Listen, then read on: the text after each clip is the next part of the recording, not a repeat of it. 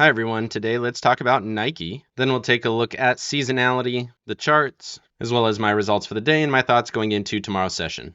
If you like trading stocks and options and making money, definitely like and subscribe. I make videos like this every single day that the markets are open as well as Sundays, so make sure you hit the bell so you don't miss out on any future episodes. Welcome to the Portfolio Bulletin. Let's get started. So Nike unveiled a plan to cut $2 billion in costs as they warn of softening revenues for next year. And this is another company we just talked about, FedEx, and their weak earnings report and their weak guidance. And now we have Nike also warning about next year, about potential weakness in revenue and how they need to cut their costs in order to maintain their profitability. And as a result of this, the stock was down 5%. The shares were up 4.7% for this year. And just like that, they are now down on the year with that 5% loss, lagging far behind the S&P 500. So definitely interesting to see that from them. They're also competing with companies like Lulu, which has exploded this year, and I would expect that there's some sympathy plays moving to the downside as well. They also had a massive run last year, which is also part of the reason they probably didn't move up as much as some of the other retailers or the markets. But again, this is a bit ominous coming from one of the biggest retailers in the United States and a potential predictor for the economy going forward. Moving over to seasonality, we are almost to the Santa Claus rally, which is technically the last 5 trading days of the year and the first 2 trading days of next year. He's highlighting that there have been quite a few negative Santa Claus rallies, and then some of those negative Santa Claus rallies tend to point to weakness over the next year, and we have seen that here recently from 2021 into 2022, which was a pretty good predictor. He doesn't have that on this data, but you can see there is a little bit of correlation there. If we see markets fall into the last 5 trading days and first 2 of next year, that's definitely something to pay attention to.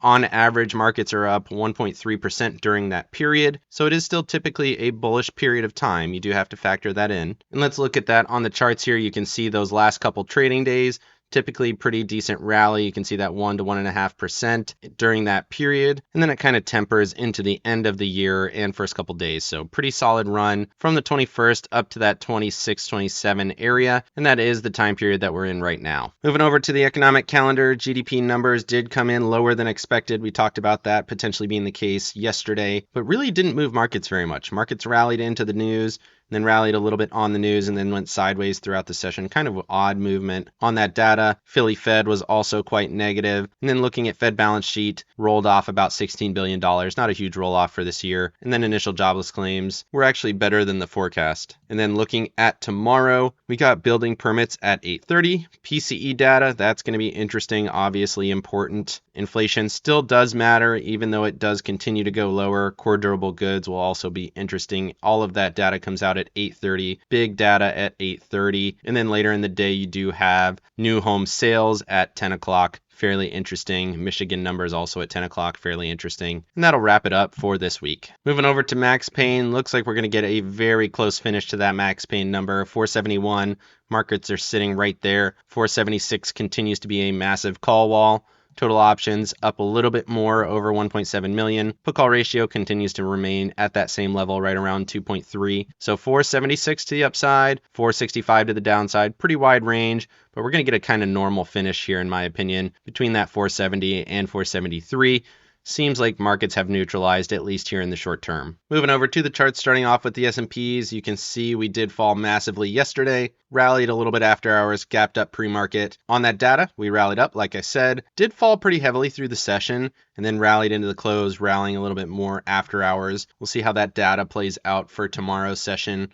On the daily chart, inside candle right at that trend resistance. And like I said, this does look like a consolidation to me now. Want to add a lower level here at these previous wick lows, and then your upper level is that 474 level. So we're in this range. Looks like a topping formation, waiting to see what happens. Everything still looks a little bit bullish. But for me, consolidation unless we break above 474.78. Moving over to the NASDAQ, you can see same thesis, gapped up pre-market, hit some highs. We did break down pretty strongly from this trend line that I was watching yesterday. And then we established this downtrend line. We'll see if that one matters tomorrow. But that rally into the close was pretty strong. You have 408.80 as an upper level. And then let's go ahead and add a level at these new all-time highs here for the NASDAQ, up at 410.46. Again, this is a consolidation at this point. We've been going sideways for a couple of days, tried to make a high, couldn't do it, broke down really strongly, didn't make a new low, so consolidating in this range. And that's how you have to trade it, at least in my opinion, for now. Moving over to the Russell and the Dow, same thesis, gapped up, rallied pretty strongly into the close, closed right around 199.63. And then looking at the Dow, same thesis, big move down yesterday, rallied in the pre-market. A little bit more choppy on the Dow, but rallied into the close. Again, we are definitely in a consolidation. Your wick high is 376.35. Now you have a kind of low here established around 370.50, but really I'm watching 369.50. So as long as we're in this range, that's what I'm expecting to happen until we see a break one way or the other. And that's really true across all of the major markets. Moving over to the equal weighted S&Ps, you can see similar thesis, did post a positive day, but we still have this downtrend. We did not get above that here today, so this still looks a little bit weak. Kind of looks like we're wedging up, hit that 55, stuck between the 55 and that trend line. Bearish momentum, but stepping towards bullish, crossed above the SMA. Really need to see it break that trend line. Did hold 155.79. Next level, 160.31. Moving over to Nike, we talked about their new plan to cut costs. And you can see that massive down candle on that news. You can see it had been grinding higher. Momentum had faded at the end of this rally. And then once we were going sideways, they did their announcement and we fell massively. Threw a wick to the upside all the way up to 125, took out all the stops, broke all the way down to 114. Wouldn't say this is cheap by any means. It's definitely still higher than it has been recently. The low from this move is around 89.27. There now I added some levels for some context. So we have lots of pivot points here over the last several months. You can see all of those are marked. And then I did add one here at the pivot point on this most recent move. So in terms of levels, we took out two of them. You got the 144 and your next level sitting around 110. And then if that breaks, you have this more intermediate level down around 104. Obviously a short-term downtrend and definitely interesting to see on the back of that FedEx earnings. Moving over to Apple and Tesla. Apple actually did not post a positive day here, which is interesting. So it closed right around 195 yesterday, and then today it closed basically at that same level, just a couple of cents lower. Right now it is at that same level after hours, but during the trading day it was negative, and you can see we wicked that high and broke down, tested this level that we didn't test yesterday, so that is a new low. So this is technically a shorter term downtrend on Apple. Definitely interesting to see that. And then expanding out on Tesla, we'll continue to look at this one as it continues to be interesting. So we saw that structure break down yesterday, held this same level, which was this wick high, and then bounced into the after hours and continued that same rally up to 255.40.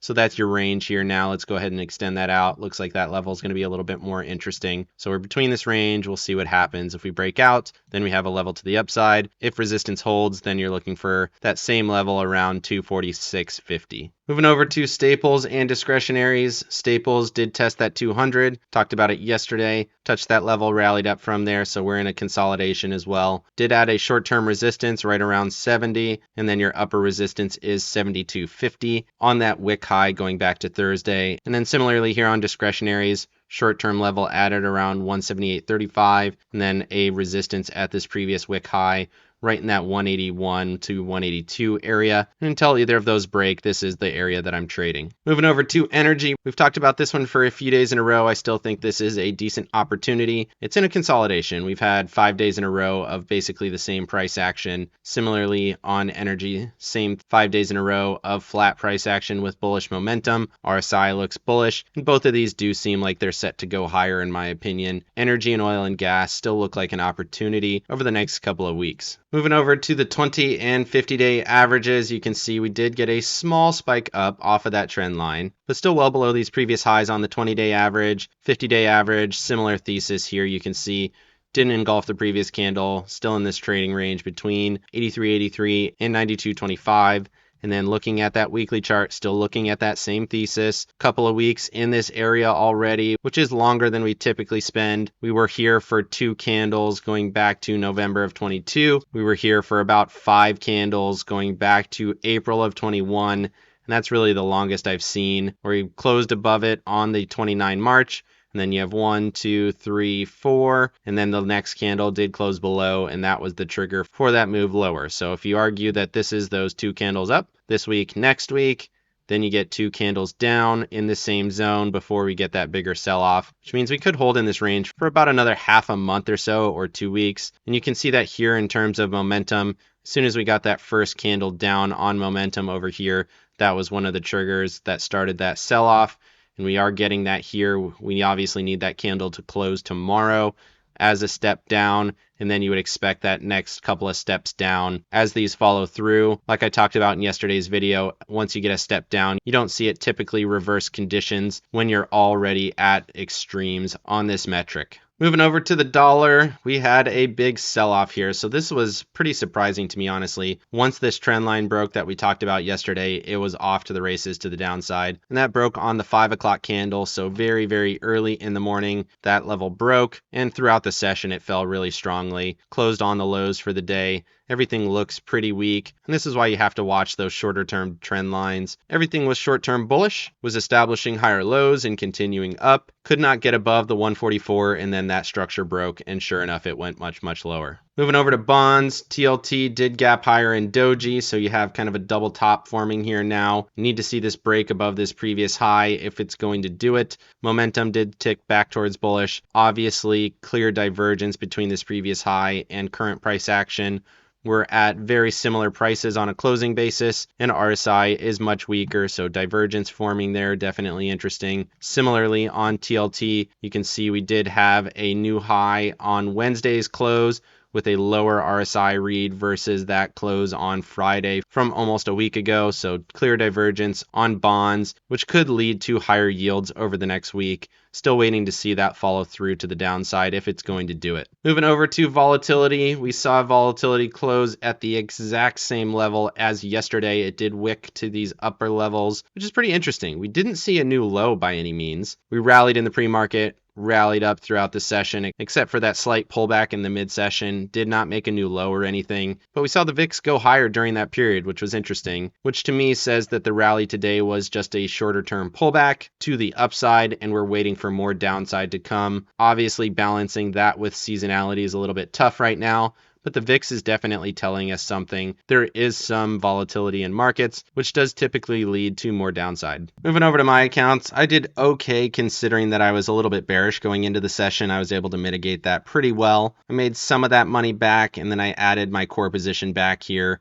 A little bit late. I should have been adding it earlier in the session. I had a lot of puts on throughout the session, which is how I was able to get back most of that money. I also rolled out one strike, so the 43 days to expiration call strikes did open up for both the Qs and the IWM. So I did roll out a couple strikes and one expiration on those weeklies, just to give me a little bit more room. You can see on those 396s, I now have $18.58 credit. So a lot of credit on those two calls. Does give me quite a bit of protection, almost $4,000 of credit on those positions. Obviously, they're deep in the money at 396, but like I said, I do think some downside is coming. And then on my next ones, I have some 401s for almost $15 credit, which puts the max profit on those up to $416 or the break even if they're naked calls. So it gives me a lot of room over the next month and a half or so. And then looking at my bullish positions, I have those 200 shares. I'm going to be watching these very closely in tomorrow's session. Obviously, the close was very strong. I want to see that continue. We're very close to some resistance levels. And then for tomorrow, I have some 405s at about 50% profit and some 403s for the Monday session at just under 50% profit. So pulling in some money there to help protect me on those calls. And then once we see markets start to fall, which I do think is going to happen, then the rest of these money on these call positions will come in, which is pretty substantial at this point. Like I said, $1,850 times 2, and then almost $1,500 times 2 is a pretty substantial amount of money over the next 6 weeks if we do see markets fall. And then moving over to my profit and loss graph, you can see I am a little bit leaning towards the bearish side. If markets go lower, I do make a little bit of money, but I'm still pretty well protected to the upside. I wouldn't lose any money until we got all the way up into the 420s over the next 6 weeks. You can see I have a pretty long tail to the bull side because I do have those shorter dated puts. If these shorter dated puts were to not be on here, then I would have a lot more room to the downside. So very short-term bullish, giving me a little bit of room to the upside. But once those puts roll off, then I'll have a lot more room down here for markets to fall and make some money as they go lower. Let me know down in the comment section what you think of Nike's new plan and how does that correlate with FedEx's weak earnings and weak guidance. Seems like we have quite a few companies coming out at this point saying that next year is going to be weak, and it does seem like an omen for next year, despite the consensus of a soft landing. Otherwise, like and subscribe if you got any value out of this video. Of course, none of this is financial advice. This is all for entertainment purposes. Good luck in your trading and have a great day.